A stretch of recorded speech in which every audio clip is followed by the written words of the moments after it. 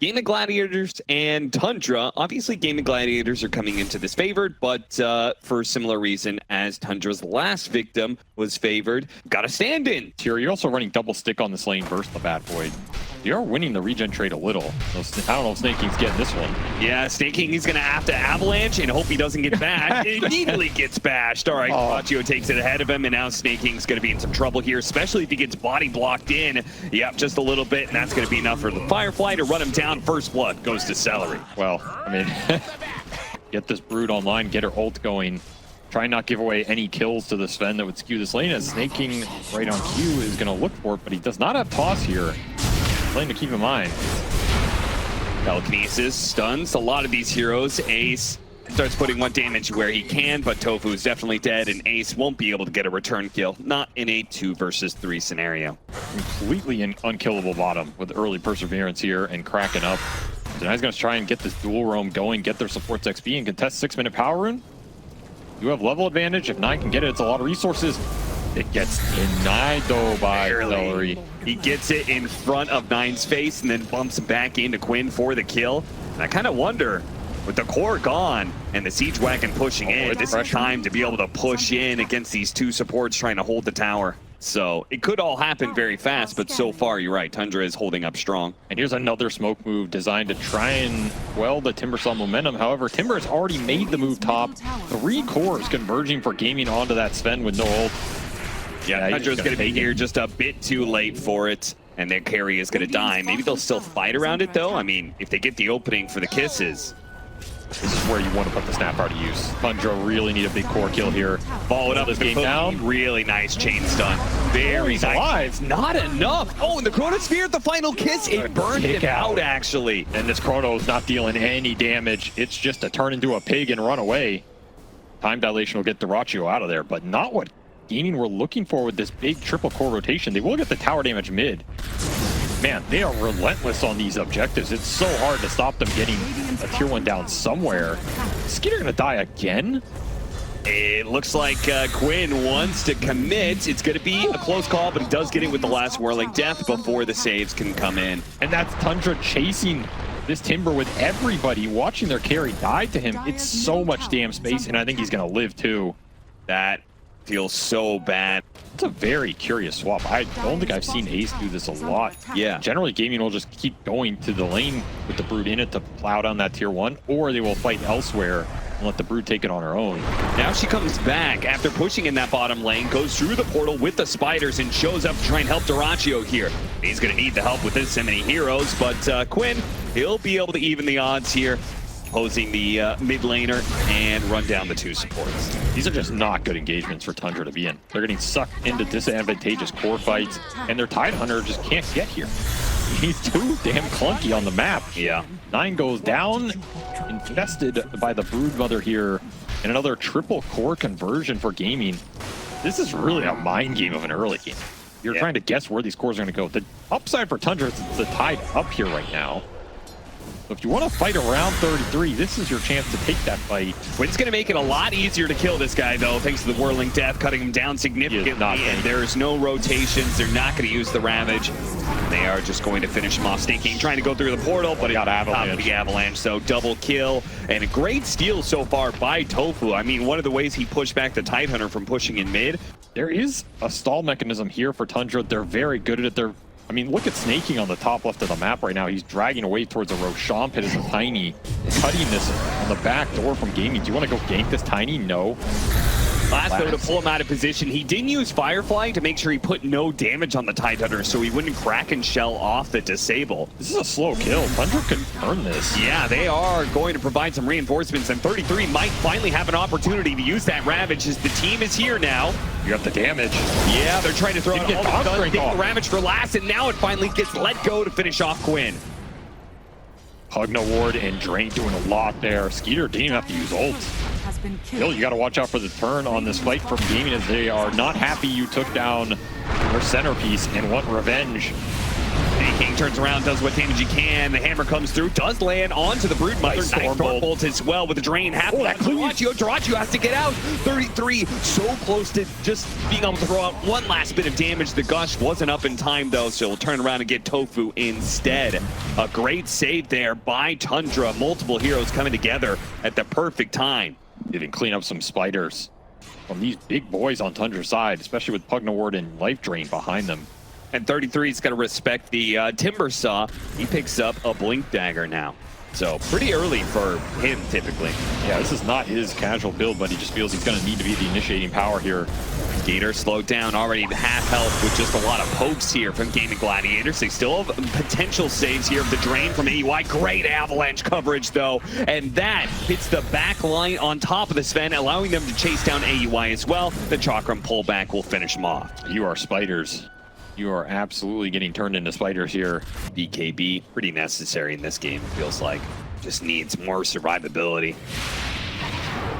Anything for them to just be able to push into a point where maybe I could see a world where 9 specifically is able to scale and give Tundra a better chance during this game around later.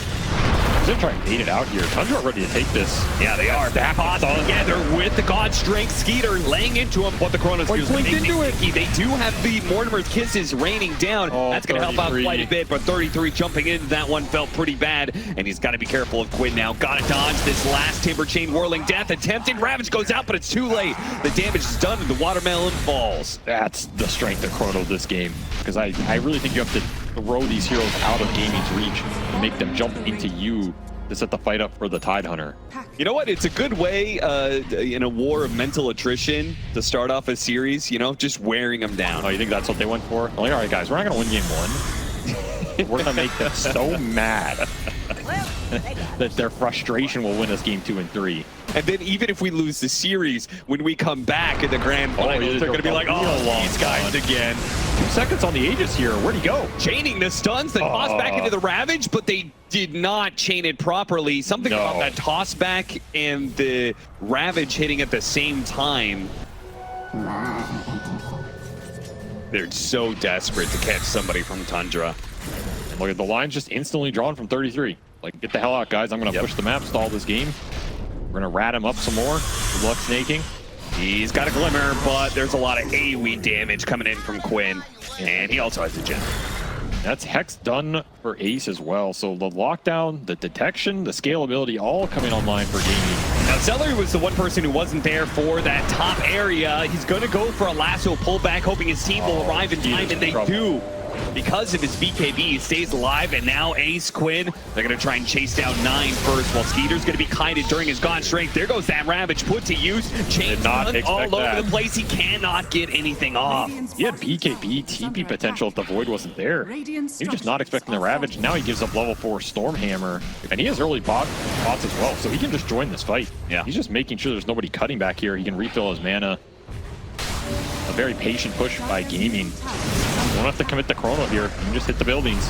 Well, he will commit the Chrono. I guess he got enough of AUI. To get rid of the Avalanche stun and goes to work. Kills AUI 2000. Now he's going to kill 33. Oh no! The Ravage actually goes off. 33 able to get away from Quinn. He's going to show up with the Shivas. That'll clip him. I mean, Ravage is irrelevant in this game if your Sven is not hitting people during it. Oh, certainly. He is 14-1. I do not think this is a hero Tundra are going to give Gaming next time. Or at least maybe try and hard counter it a little bit better. Yeah, their answers were not convincing. They're going to go for the God Strength play with the Cookie Chain stun. Yeah, they do manage to get pretty nicely with the Avalanche over the top. They kill Ace. Now a lasso pulling in 9. 9 still on the high ground, but dyrachyo will make short work of it. Bump back onto Sneyking to ensure dyrachyo stays in melee range of that support. Now jumps on AUI 2000, while 33 going to be targeted by Quinn.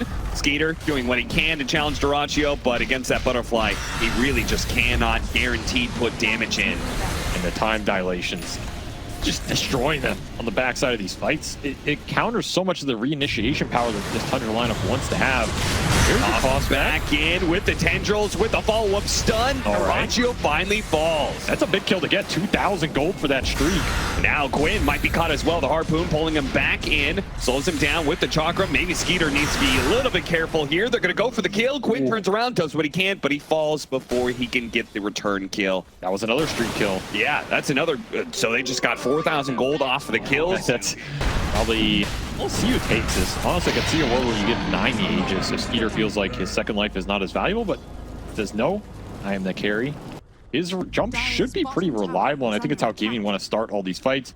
Displace a hero out of Tundra's ball and make them go into the Chrono and the Timber waiting. Look at this blind read that Gaimin Gladiators so good. Wrong back. Meanwhile, Tundra are going to be able to jump onto dyrachyo and burst him down. Look at Sneyking repositioning to ensure the toss. Great stuff there from Tundra. That'd be really awkward if he doesn't have his MKB during this Roshan respawn time. This might come back to bite him. 3 minutes on the death. See if it's a fast Rosh. Quinn have it. He got blink off.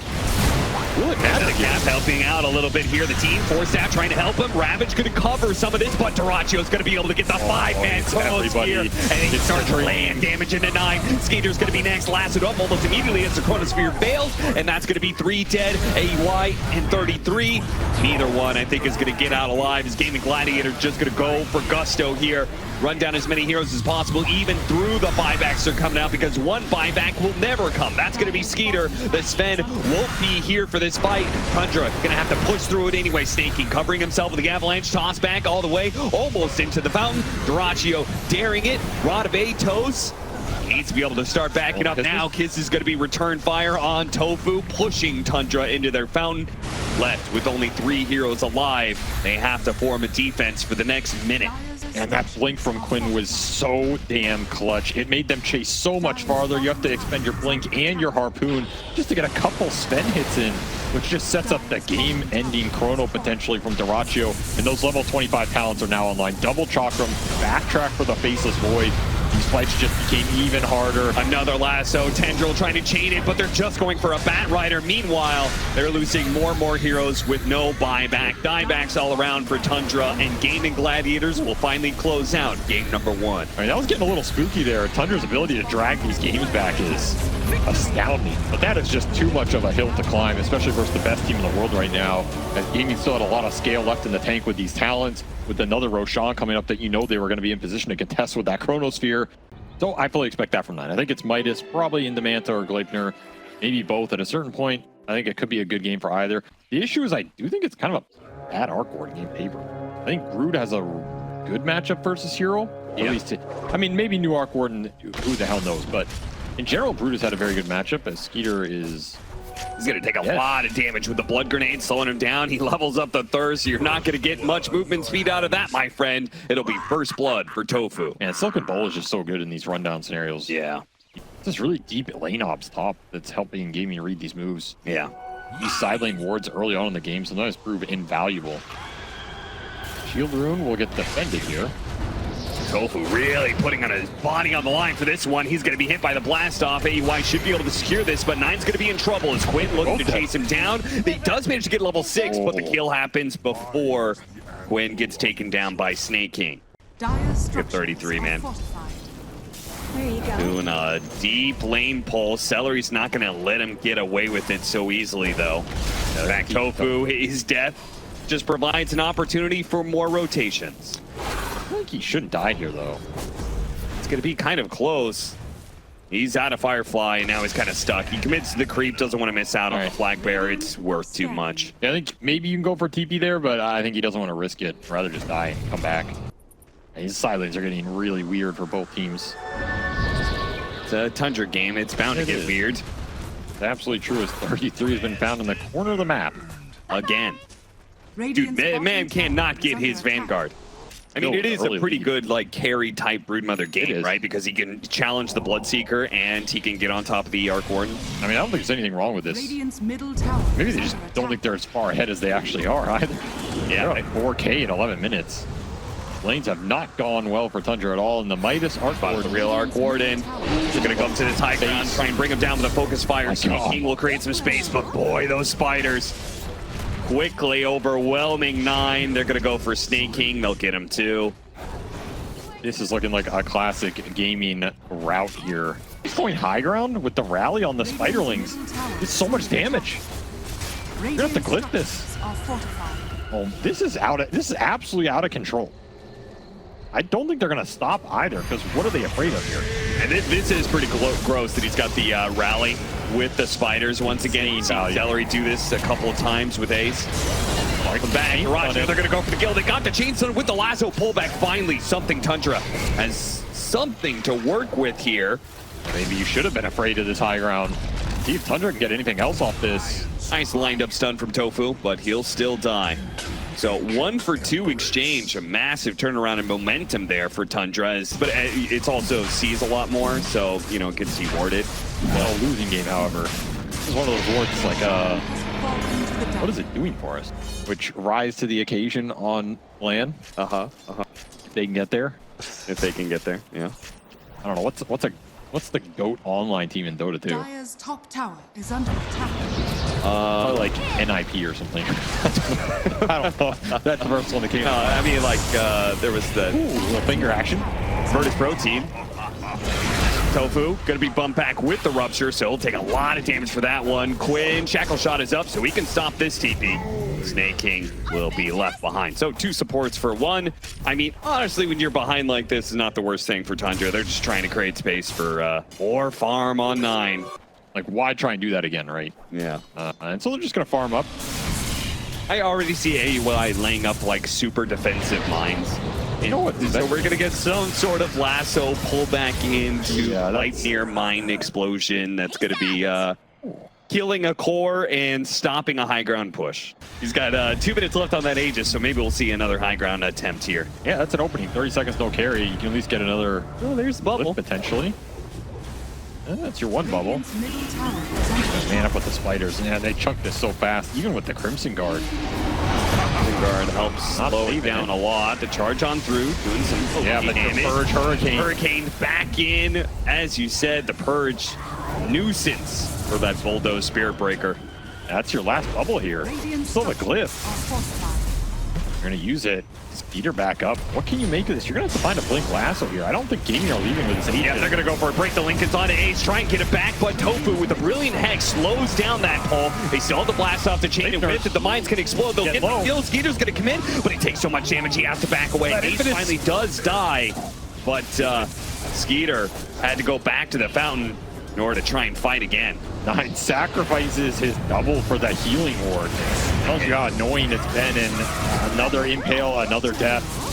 Buybacks coming through now. Sneyking going for Quinn. 45 seconds left on that Aegis, so they cannot overcommit on this hero. He gets hit by that last raid. That's a successful high ground defense. It costs you a lot of net worth here. I don't know, man. That's a tough question. I'll think about that one. Either way, he has really fishing for impact moves now. I mean, you gotta be fishing in this game.